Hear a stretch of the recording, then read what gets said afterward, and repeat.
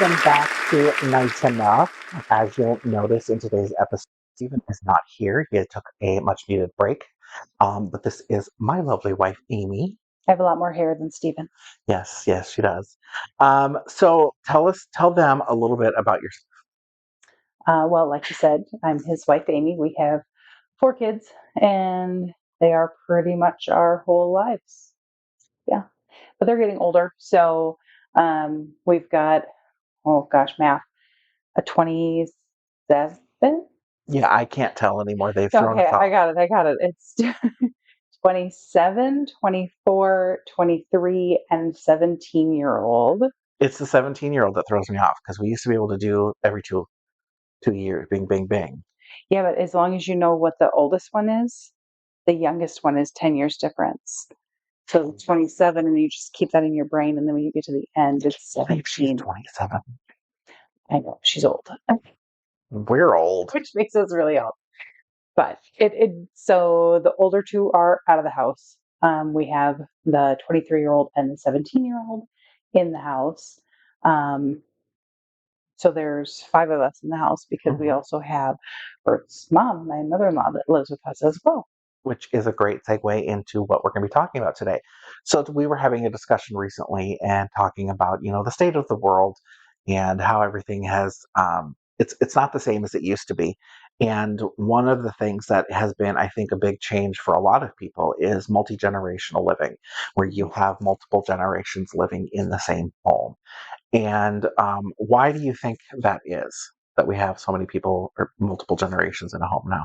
Well, I know for us, it's the older generation. So, like Bert's mom, with the Social Security that they get, things like that, it's just not enough money to live on. Mhm. There's no way with the cost of rent and the cost of groceries, I mean, the cost of everything going up, Yeah. that she would be able to afford to live on her own. And then the same kind of holds true for the younger generation. So our 23-year-old actually had moved out and has moved back because they can't afford to Mhm. live on their own. And sometimes they get into like bad roommate situations or, being stuck in moved out with a boyfriend or moved out with a girlfriend. And then they broke up, but they're kind of stuck in that living situation because neither one of them can afford to live on their own. Mhm. So Which I isn't think, good for mental health. right, absolutely.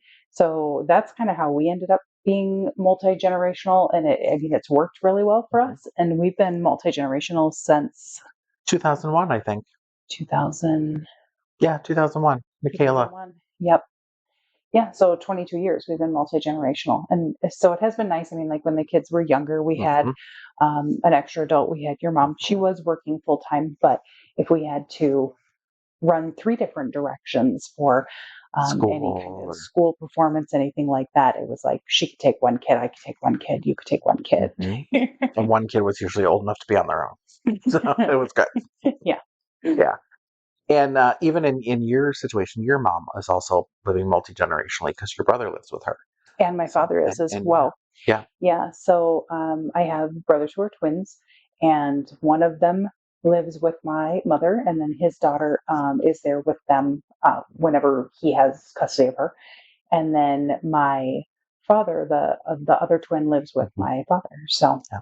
And we're lucky enough that the moms get along, so they'll have little grandma weekend dates. yes, yeah. So Bert's mom will go over and spend a weekend or spend a week sometimes in the summer at my mom's house, and they'll, just be Pardon. just be crazy, giggly like teenage girls. Yeah, yeah. Or she'll come over here for the weekend. But Hmm. we did some research and a little bit of number crunching, and we figured out that so right now, as of 2023, um, the minimum wage is 10.63, I believe, for large corporations and 8.63 for everybody else. But in 2024, it will be going up to 8.85 an hour for most companies and 10.85 for large corporations. The average person who retail wage in Minnesota is 15 bucks an hour, and that's typically either retail or fast food is what most teenagers are going to be able to find right out of high school. Right. They're not going to just land in a nice big corporate job. Um, and the average fast food rate is about $22,000 to $28,000 a year. Um, And that's just not enough to live on. No, It's no, it is not. absolutely not. Because like healthcare alone, the average a month for healthcare is $392, and rent is $1,680 a month. And then throw in your average utilities a month, you're looking at 366, and that's not including things like your cell phone or car insurance or car or gas or entertainment, going out, groceries, things like that. Right. And I think a lot of the younger generation, like our kids, they're finding those things are considered luxuries. Like it's like you're getting down to what are the actual necessities of Mhm. living. But who wants to live in existence where you're working to be able to afford to have a roof over your Yeah. head and food to eat and like the bare minimum? Mhm. That's no way to live. Yeah. And I mean, that goes recently you made a job change. And I think that kind of fits in that too, to where you Mhm. went from working in a job where you had to um, work at that job because I wasn't working at the time. And so the money was important. And now you've switched to something that is not the money focus, but more of the mental health and just health benefit focus and something you love. Yeah, so I did take a little bit of a pay cut to go back actually to a previous job. But just like you said, the mental well being, but not feeling so stressed out. Well, like the second you wake up in the morning going, I Yeah. have to go to work, and you have to like gear yourself up Mhm. mentally to get in a place where you're just able to function through the day. Yeah. Yeah. That's, yeah, you can't maintain that level. I mean, I can't maintain that level. Some people Yeah. may be able to. Um, but so now waking up in the morning and it's like, okay, I get up, I have the energy to get out of Mhm. bed and work out and, get my lunch together and all of those things and head off to work. And now, we get to work at the same place. So Yeah. that's fun. So we get to drive together. Which we did years ago before Michaela was born, Hmm. our youngest daughter. Yeah. And when she was a baby, we were Yeah, at the same place. and we loved that, the carpooling, to be able to talk, on the way to work, on the way home. Because sometimes we're just both so tired before from work, it was like, I can't even talk anymore. Right.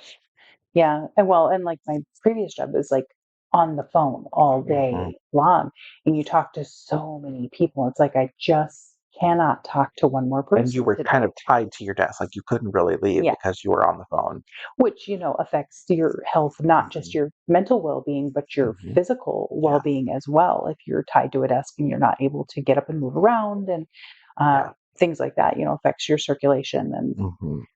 Which is a big scare, Mhm. of course. One of the things that we've also talked about was taking care of parents and just how expensive it is. The average in Minnesota right now, a month, well, actually in 2021, the average for elderly care was $4,508 a month. I was surprised by that.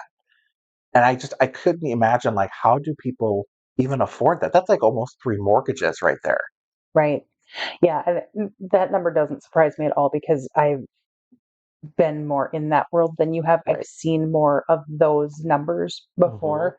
Um, so yeah, that number doesn't surprise me at all. If anything, it surprises me that it's not higher than that now. Yeah. And hence why multi-generational living happens. I mean, my Hmm. sister basically moved in when my dad had an issue and was in the hospital was he in there for 2 years, a year and a half, Yeah, I think it was something over like 2 years. that. And then when he was finally able to go home, she basically moved in and became his caregiver Hmm. 24/7. And without that, there's no way. Um, Yeah, and I think that's another good point with the multi-generational living is like so your mom here now. mhm, So she doesn't really drive anymore. She can. She still has her license. She's 72. She's going to be 73 in a couple months. Um, but she doesn't like to drive at night. She doesn't like right. to drive in the rain. She doesn't like to drive in the winter. It's Minnesota, so 6 months out of the year she will not drive. Right. I mean, technically 6 months out of the year, I won't drive. That'll be all you now that we're working together. But it's we're able to drive her places if she needed to go somewhere Right. or wanted to go somewhere. Um, we're able to take care of that Hmm. portion of it for Hmm. her. any bills that she would have, Yeah. we take care of those for her. So she's not worrying about balancing a checkbook. She's Hmm. not worrying about what's in her bank account. We kind of check Right. on all of those things Right. for her.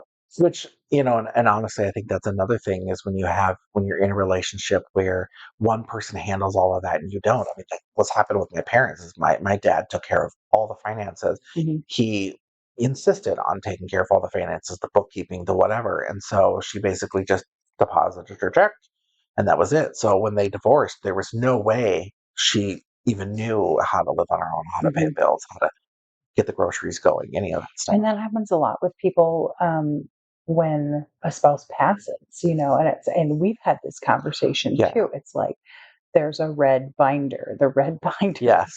if if heaven forbid something were to happen to my husband, I know to go look for the red binder. It has all the information, all that that I Well, would now I'm need. going to change the color in my house so you guys won't. But you know what I mean. It's like I've given a class on that actually for a local organization about um, putting together all of your important information in one secure spot so that when something happens, people have your passwords, your bank account Mhm. information, your checking account. We just talked to some friends recently who I was talking about that same thing to, and they're helping their parents with their day-to-day shopping and things like that and getting them around. And she finally was like, you know what, we were at the bank and we said, you need to add me onto your bank. So if something happens, I can get access to take care of this stuff for you. And Mhm. they did. And that's, people don't have those conversations. Like I know with your Right. parents, it's a hard conversation to sometimes have because they're like, oh, I'm going to live forever. You're fine. You don't need to worry about it. Yeah, But it's my like, no, we my do. mom's gonna live forever, and my dad just thinks everything's gonna take care of itself. So he'll be gone, and all of his children, my siblings, and I are expected to go to his house and just sort through things amicably and with no problems. And that is sadly just not how things work. And I don't think No. he's thinking of like the financial piece of Right. stuff or big things that Yeah. he owns, things like that. And Yeah. then, like I said, my mom is she doesn't want to talk about it. It's depressing to Yeah. talk about death, and she's just going to live Yeah. forever.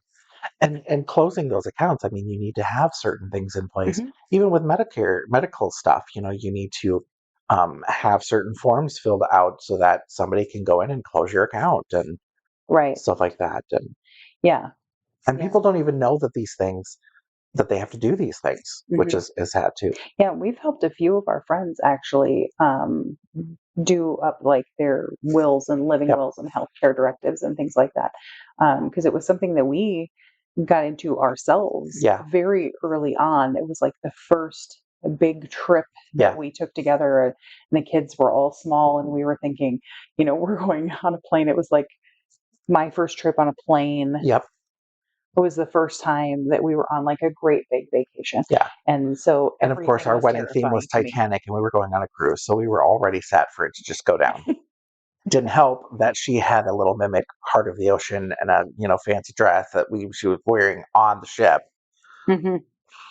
It's just tempting fate. Yeah, but we had that whole Yeah, conversation and made sure that all of the wills and all that yeah. stuff was updated ahead of time. And So, my dad, he was a realtor and a bookkeeper, and so he was in that world of finances and things. Plus, he was in the military, and he always had stuff set for anything happened to him, so that his mom could take care of things for him. And so I was always raised up on that. You need to have these things in place. mhm, Here's the red binder. This is where it is if anything happens to me. And honestly, when he did pass quite a few years ago, you're in shock for one. The right. only thing that was going through my head that I could even remotely think about was I need to find the binder. And we did. We found it. I mean, I knew exactly where it was. He always made sure we knew, but I grabbed it. My sister was kind of like, I don't know what to do. I don't know what to do. I'm like, the binder. I need the binder. Give me the binder. And everything was set. We had nothing that we needed to worry about and take care of, which was really nice. Yeah. So, And my family has always been the opposite. So we never talked about any of that yeah. growing up. I mean, if something like that had happened when we were younger, I can't even Mhm. imagine the turmoil and the Yeah. chaos. Well, I want to say thank you for watching this short little episode of ours. Stephen will be back next time. I basically told her she was going to be doing this. She's like, what? But thank you. Remember to like, share, and comment on our posts because we get engagement. If you hated anything we talked about or disagree and tell us that we're completely wrong, put it in there too. Your comments may show up and we may ridicule you online. It's great. Um, and just remember to go out there and try to be kind to everyone. And if we can't, you only have to be nice Nice enough. enough. Bye.